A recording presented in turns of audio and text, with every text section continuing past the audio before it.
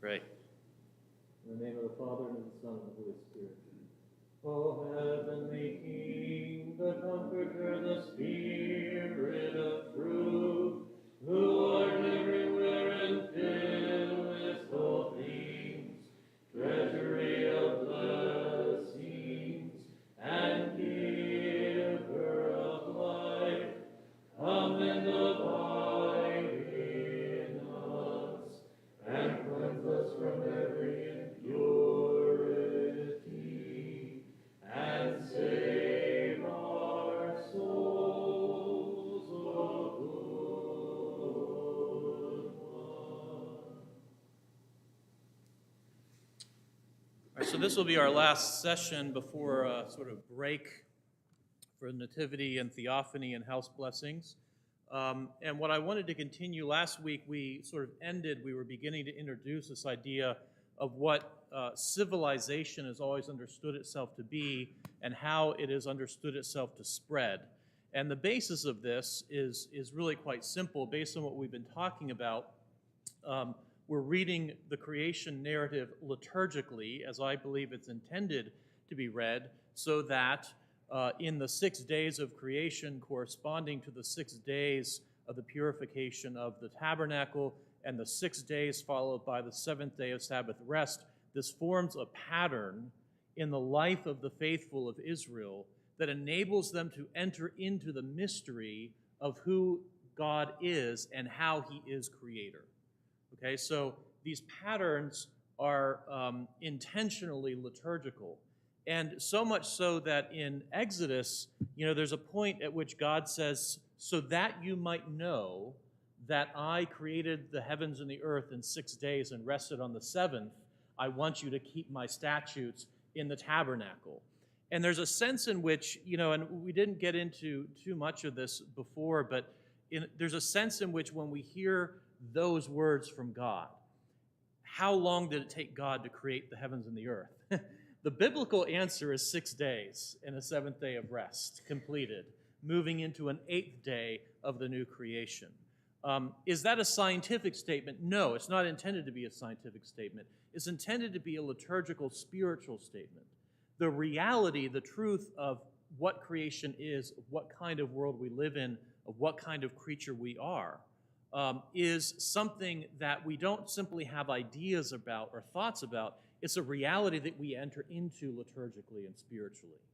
So there's an underlying truth to all of this, and obviously that's sort of before in the series that we've been doing here. But the whole idea is that as we read then the creation of Adam and Eve and the enthronement of Adam, we see this enthronement of the high priest in the temple. We see paradise as a garden on a mountain with a temple at its center and beauty flowing out from it, and we see mission. And this is the key that I want to continue on, is this idea of mission. That from the very beginning, before we even get to the fall, there is a mission that the human person has. The mission is to be filled with God, filled with his Spirit, to enter into the temple, to be enthroned there, and to share in the life of God, and then to participate in creation itself, to participate in the tending to the garden, which is an image of taking paradise and spreading it.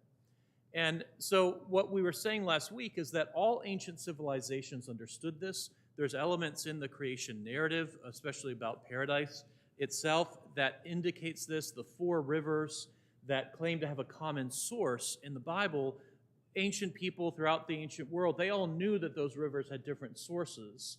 So what does that mean? They're not trying to pull one over on people and trick them. What they're saying is the source of all the 4 rivers were associated with specific great civilizations of the ancient world.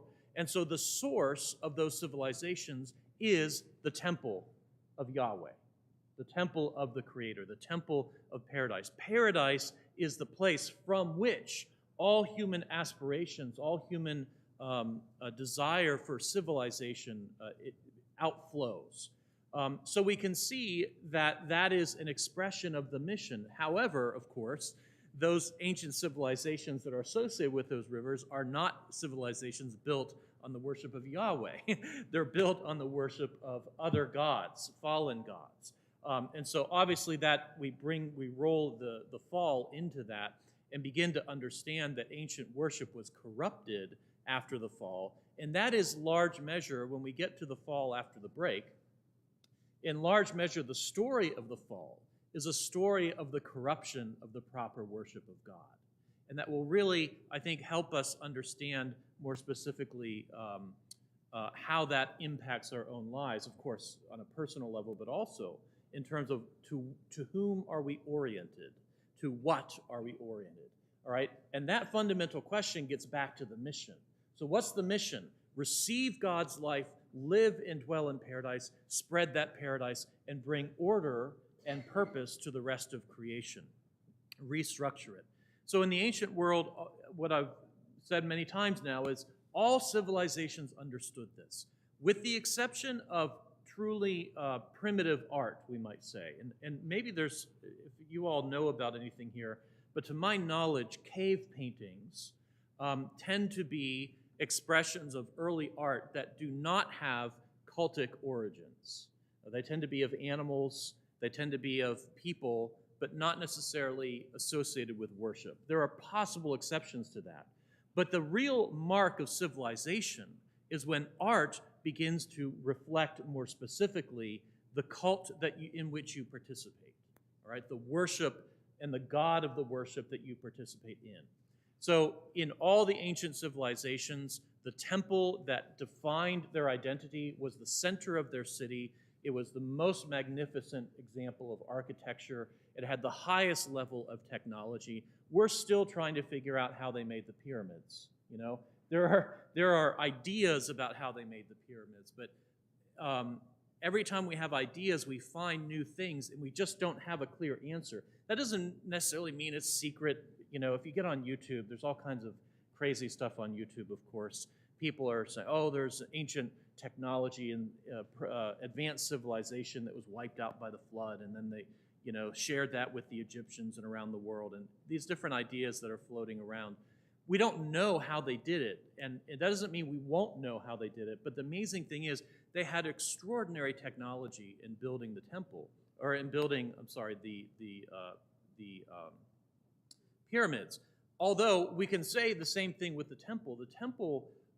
The temple in Jerusalem, just the size of the rock, the size of the stones that they cut and placed with exact precision, their understanding of astronomy, their ability to align ancient structures of worship with stars and seasons and cycles of moon and sun. These were very sophisticated people, and they understood that their culture arose out of their worship, out of the god or gods that they worshiped, almost universally, right? And if you just think about the word culture, it's really interesting. If you do a deep dive into etymology on culture in the Oxford English Dictionary, culture, when we think of the word culture and the origins of the word culture, it really comes from the idea of to cultivate, which is, of course, an agrarian idea. Cultivation means to take crops and to cultivate them into a desirable food source. Cultivation, however, also means the structuring of anything to become something more refined. And if we think about that word cultivation in relation to the mission that's given to Adam and Eve, go forth, be fruitful and multiply, go out into the world, bring my order, that's a commandment to cultivate. That's what that commandment really means, to cultivate, to bring order and structure to creation itself, and then to build from that this human idea of civilization centered on the worship of the God who created them. So from that worship comes cultivation, and out of cultivation arises culture. Great art, great architecture, great music, fashion, even the economy that builds up around these cities is all centered upon the worship of their God. And so the driving engine of civilization was worship. The driving engine of civilization was the idea that a spiritual world existed that gave order to the physical world and that there was a drive to take that order and spread it outwards. And almost all civilizations of the ancient world did this. One of the interesting things, if you study ancient structures, ancient cities, there's always sacred sites. And one of the things you do on sacred sites, if you're a civilization and you believe that your civilization is superior, you tend to want to conquer other civilizations. And the reason why you want to conquer other civilizations is to demonstrate the superiority of your God. And one of the first things you do then, when you successfully conquer another civilization, and by that in the ancient world we really mean great cities, is you go to their most central temple and you destroy it. That's the first thing you do. You destroy their temple. How do you break the culture and identity of a people? You take away their ability to worship their God. All right? So that's one of the ways we can see, almost without exception, although there were some we'll explain in a moment here, some people of great tolerance, but the first way you strip people's identity is you remove worship from their life. So in the ancient world, what that meant is you destroy their temple, but then, importantly, you don't just destroy their temple, you build a new temple to your God right on top of the rubble of the old one. All right? So this is why in many ancient cities, anytime there's a hill and there's a temple up on the hill, there tends to be, if you dig down beneath it, other temples in the archaeological evidence, right? And you find layers of history of civilizations overthrowing each other, throwing down each other's temples, my God is greater than your God, and building your own temple on top. And this practice actually persists all the way up until the recent, what we call the modern era. Anytime a great empire, anytime a great civilization moves into your territory, they tend to use temples as a sign of their dominance and as a sign that their God reigns and that their God gives them the impetus to do what they're doing. So one of the ways we saw this, and I think I shared this with you last year maybe, but it's a sort of minor thing, but several years ago we were visiting some of the Scandinavian countries, and I believe we were in either Latvia or one of those smaller northern European countries. And one of the interesting things you note there is that the dominant hillside temple of those cities tends to be the Russian Orthodox Church. Because when the Russian Empire had moved into those cities, one of the first things they did was the government of the Russian Empire, here we're talking pre-Soviet Union, right?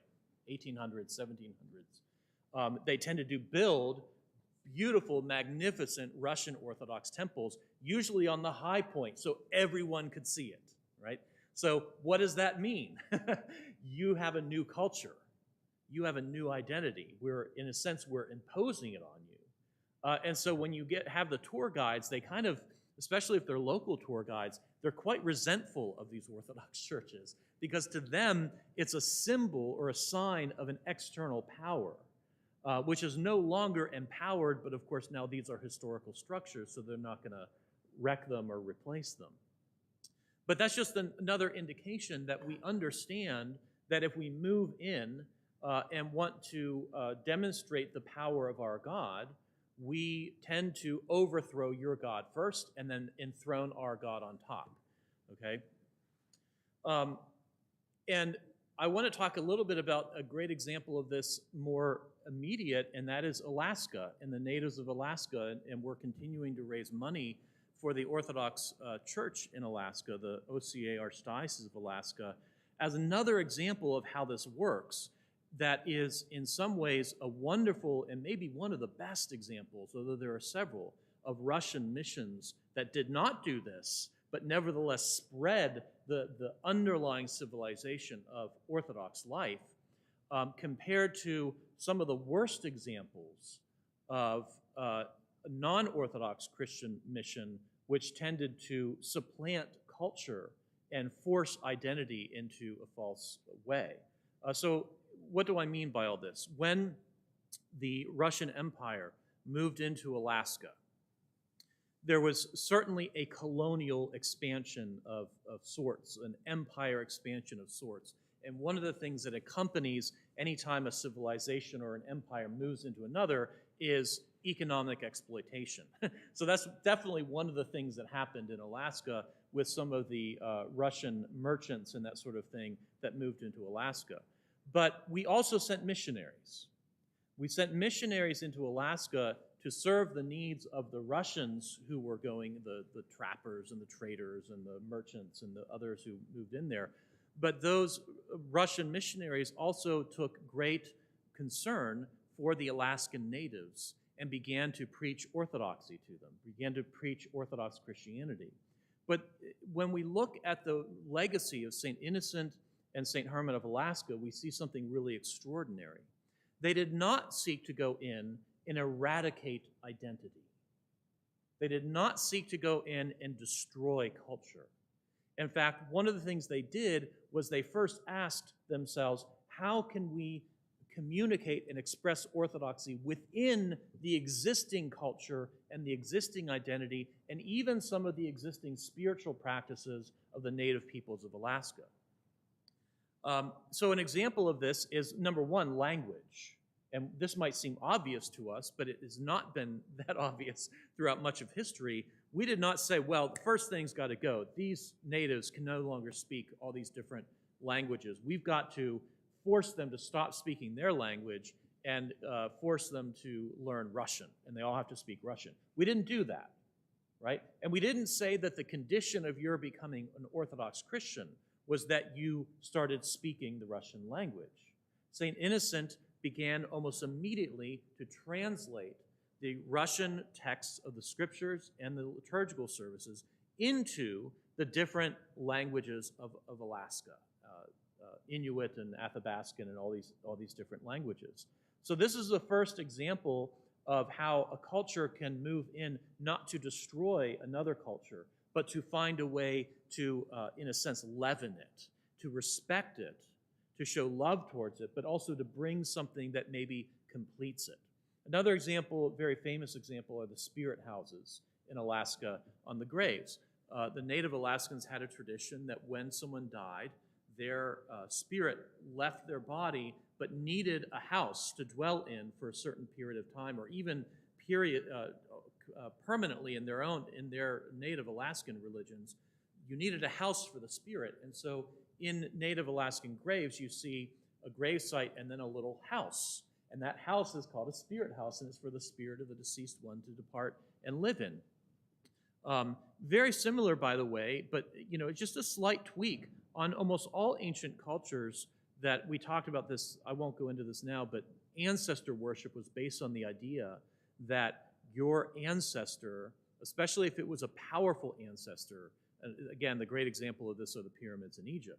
If you were a powerful ancestor, you were deified in your death, and your spirit remained with your body and it needed a proper resting place.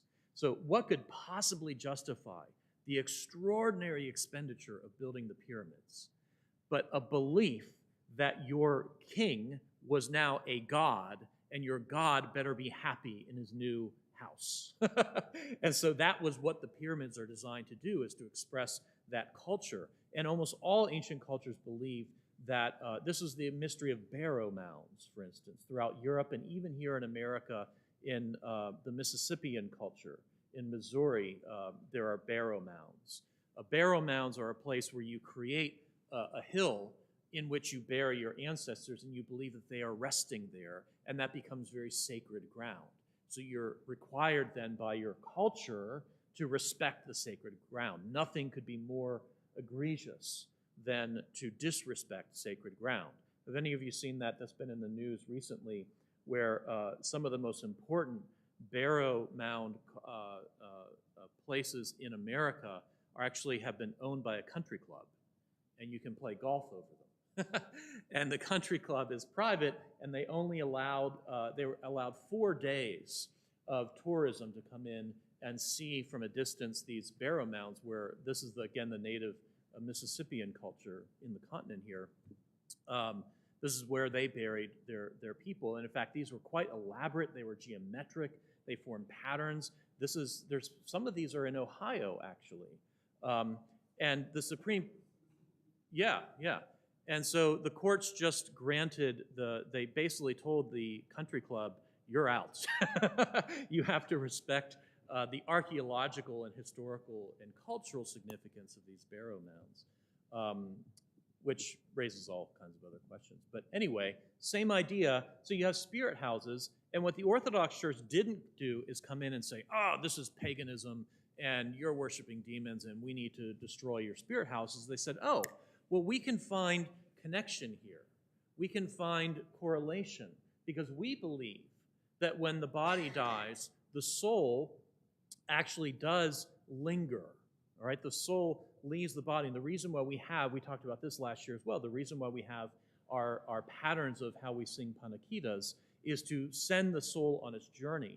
So there's an idea that it's compatible with the Orthodox Christian faith to have a spirit house. So we allow a spirit house to remain, or we honor that, or we baptize it, in other words. We're saying you don't have to get rid of your culture in order to become Orthodox. We can baptize that. And so when we look at St. Innocent, look at St. Herman, we see this marvelous example of bringing orthodoxy as a example of the mission of Christianity and of spreading paradise by respecting people, by finding what is already good in their culture and their language, even in their spiritual practices, and enfolding them within the practice of orthodoxy. Now, another thing that's been in the news lately that you all, I'm sure, are aware of is the opposite of this, and that's what happened when Alaska was sold to America. And the government, quote, missionaries, which were largely Presbyterian, went into Alaska. And they did almost the exact opposite of everything that I just described in terms of the Orthodox mission. But for our purposes here, because I know we've talked about this before, but this is the tweak for its relevance today. There's a purpose to what they were doing. What are we talking about? Well, the first thing is language has got to go. We've got to civilize these people. We've got to go in and civilize the native Alaskans. And what does that mean? It means, number one, they need to become Protestant Christians. So we're talking about the 1800s here. So this is very recent history. We're spanning, ancient history, modern history. In very, very recent history, our idea of civilizing someone was to make them a particular type of Christian, was to change their religion and to change their worship practices. And so one of the things that we did, and this is now called a sort of cultural genocide, is that the United States government, in cooperation with Presbyterian missionaries or church structures, mandated boarding school for children. They were taken from their families. In those boarding schools, they were forbidden from speaking their own native languages. They were forbidden from dressing in traditional clothing that would have been expressive of their culture. They had to cut their hair. They could no longer wear their hair in their cultural styles. They had to speak English. They had to practice Protestant Calvinist Christianity. They had to learn Western European culture in school. And this was what it meant to spread civilization. Okay? So think back to this idea of the ancient world. You go into an ancient city, you conquer them, you destroy their temple, and you build your temple, and you say, our God is greater than your God. Well, we've been doing that all the way up into the modern era. The Roman Catholic Church officially apologized. The news element I just mentioned was when the Pope was in Canada recently. He apologized for this because actually what the United States government did in Alaska, the Roman Catholic Church also did in Canada amongst many of the natives there. Again, forced enculturation. You have to speak this language, you have to practice this form of Christianity. And by the way, in Alaska particularly, one of the most important things about civilizing the natives was to forbid them from practicing Orthodox Christianity. That was actually outlawed, basically. Right, because we're either not Christians or we're an inferior culture, you see? And again, this idea of culture, where does culture come from? Where does identity come from? The word cult is right there in the word culture. It's an old understanding of the word culture, but that, again, the word cult is right in there. Culture is the expression of your cult, the artistic expression of your cult. Again, cult meaning simply the way that you worship your God. So we have this, we know this in Orthodoxy. If you are Orthodox and you are a great visual artist, you can become an iconographer, and you are now expressing your artistic talent out of the font of your liturgical experience. If you're a musician, you can practice music entirely within a church culture. And that culture then defines your civilization, defines your city or your empire, whatever. And again, look at any art, look at any music in the Middle Ages or even in the Renaissance. It's all religious. It's all religious. One of the transitions to the modern era is when art and music no longer has religion as its primary source and theme. It can show other things. It can talk about other things. It can represent other things, right? This is why the modern era has been a steady march towards what we call secularism, which is the removal of cult from culture, the removal of worship as being the identifying force or element in your civilization. So in Alaska, in Canada, we saw that with language, with dress, with the way that they were educated. We made them Europeans, basically, or American Europeans, Western culture. And the idea is that they could not be civilized until they changed their identity completely. So the idea is still there. It's flawed, and this is oftentimes the flaw of colonialism. Colonialism was very consciously an expansion of European Christian civilization. Always is what it was. The problem is not the idea to spread Christian civilization. The problem comes when you do so in such a way of destroying other civilizations and failing to see that God, in some ways, has already been at work in their midst. And what we need to do is figure out what is baptizable, but also what is not baptizable, because obviously there's much in the world that's not baptizable from a Christian point of view. But to respect and to leaven, to spread paradise is to cultivate, not destroy, right? So the problem with colonialism is that it often destroyed. It was an expansion of economic power and economic resource extraction that oftentimes destroyed people, destroyed civilizations, destroyed cultures, and attempted to supplant it. And we're still living in many parts of the world, we're still living with the fallout from some of the bad applications of the spread of Christian civilization. But there are good ones too. And Alaska, the Russian mission to Alaska is one of the examples of one of the good expansions of Christian civilization, which is why it's important for us to continue to support our diocese there, and why look at the desperate poverty of our clergy that make $7,000 a year on average in the Diocese of Alaska, but they're serving the same villages and the same peoples that St. Innocent and St. Herman were serving, and doing so in a way that's really beautiful. Any questions or thoughts or additions to any of that? Right. So the whole point of this is we know, therefore, that civilization and religion are intertwined concepts. Our own history as a Western power understands this. What were we doing in Alaska? We were spreading our idea of Christian civilization and supplanting and eradicating, or attempting to eradicate, for which we've now apologized, and we've tried to make restitutions in some ways and that sort of thing. But this is the story of creation, and this is the important thing that we've been trying to point out. This goes all the way back to the beginning, that your identity is founded upon who you worship and how you worship, and your enthronement in the temple of God, and the commandment to go forth and spread that order. So one of the things we're going to be doing as we discuss the fall and the way that this complicates the mission and leads to the distortions that we see in ancient worship that is not the worship of Yahweh and becomes the real basis for understanding what is going on. For instance, when Israel goes into Egypt, what is going on there?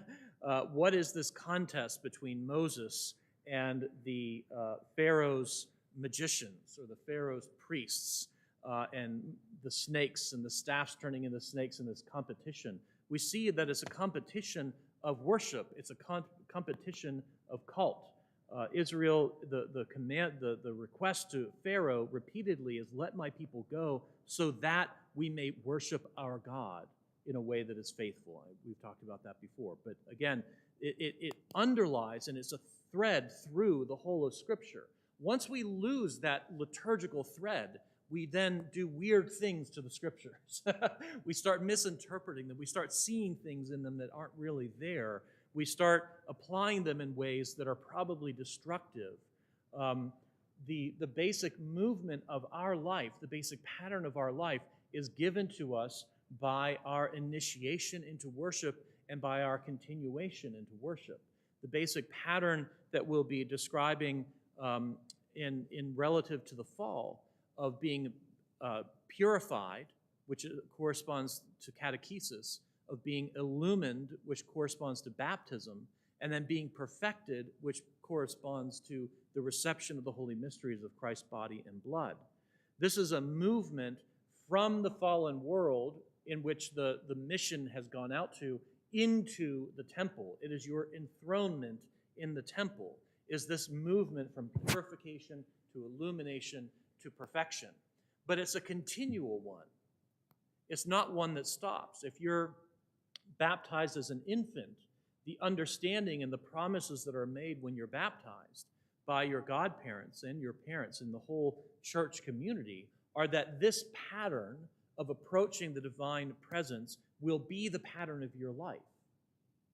And if you wonder, well, what is my purpose in life? There it is. That is your purpose in life. There are people who literally drop everything else and simply decide to live that pattern consciously every single day, and we call them monastics. That's what that looks like. But monastics are simply living it in the most radical form. We have the same pattern of life. We have the same purpose of life, to move continually towards the divine presence in a movement from purification to illumination to perfection.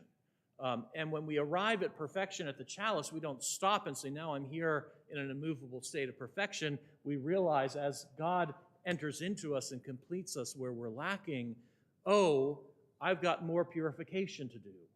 And so this becomes a cycle, a spiral, an ellipsis within our life of always expressing this outflow of mission and inflow of life. And that is expressed specifically in the narrative of creation itself. Okay, let's stop there. A little early today, and when we pick up after the break, we'll be going right into the fall, and we're going to be adding the fall into this pattern and looking, what does the church teach about the nature of the fall? How does that impact my life? What am I doing in my spiritual life? What is my spiritual life an expression of in relationship to all of these things?